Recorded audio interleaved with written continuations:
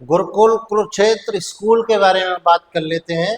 गुरुकुल कुरुक्षेत्र जैसा कि आप सभी को पता है और नहीं पता है तो आप जानकारी ले लीजिए।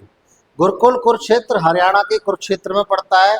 भारतवर्ष का इकलौता ऐसा स्कूल है जो कि बोर्डिंग है, यानी कि गुरुकुल कुरुक्षेत्र बोर्डिंग स्कूल है। भारतवर्ष का इकलौता इसलिए कहेंगे इसको क्योंकि आवासीय और एनडीए के रिजल्ट देने में सबसे आगे इस टाइम चल रहा है।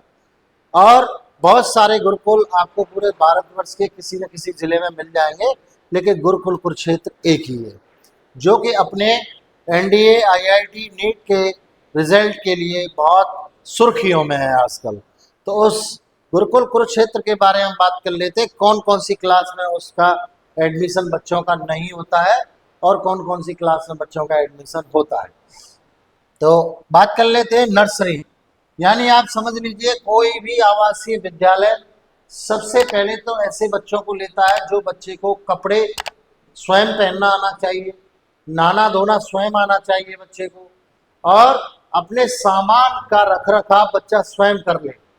ऐसे बच्चों को ये टॉप के जो स्कूल बोर्डिंग स्कूल होते हैं उनमें ऐसे ही बच्चों को लिया जाता है। बच्चा 6 साल का है, 7 साल का है, 8 साल का है, 9 साल का है, नहीं लेंगे। इनका सबसे बड़ा मोटिव तो ये है कि एंट्रेंस एग्जाम पे लेते हैं बच्चे को, यानी प्रवेश परीक्षा होती है, उसको बच्चा पास करता है तब लेते हैं। दूसरी इनकी जो एक सोच है वो ये है कि बच्चे को कम से कम कपड़े वगैरह पहनना आना चाहिए, बच्चे का मेंटल एबिलिटी ठीक होना चाहिए, बच्चा स्वयं अपने सामान को संभाल सके इस कंडीशन में होना चाहिए। तो ये सब इनको चाहिए होता है, इसलिए एंट्रेंस एग्जाम ये लेते हैं। तो जान लीजिए सबसे पहले तो आपका बच्चा नर्सरी में है, तो मैंने पहले ही बता दिया 9 साल से छोटा है नहीं जा पाएगा, 8 साल का है नहीं जा पाएगा, यानी नर्सरी में है। सबसे पहली जो सीढ़ी चालू होती है नर्सरी में आपका बच्चा है, बिल्कुल नहीं जा पाएगा। फर्स्ट क्लास में आपका बच्चा है, बिल्कुल नहीं जा पाएगा। सेकंड क्लास में आपका बच्चा है, बिल्कुल नहीं जा पाएगा।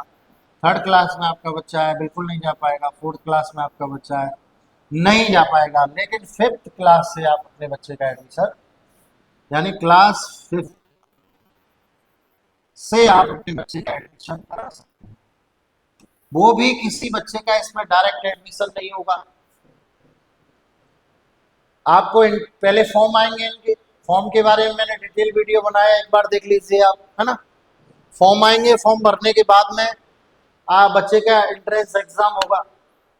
एग्जाम बच्चा क्वालिफाई करेगा, उसके बाद मेरिट लगेगी, काउंसलिंग होगी, उसके बाद ही आप अपने बच्चे का एडमिशन इस स्कूल में करा सकते हैं।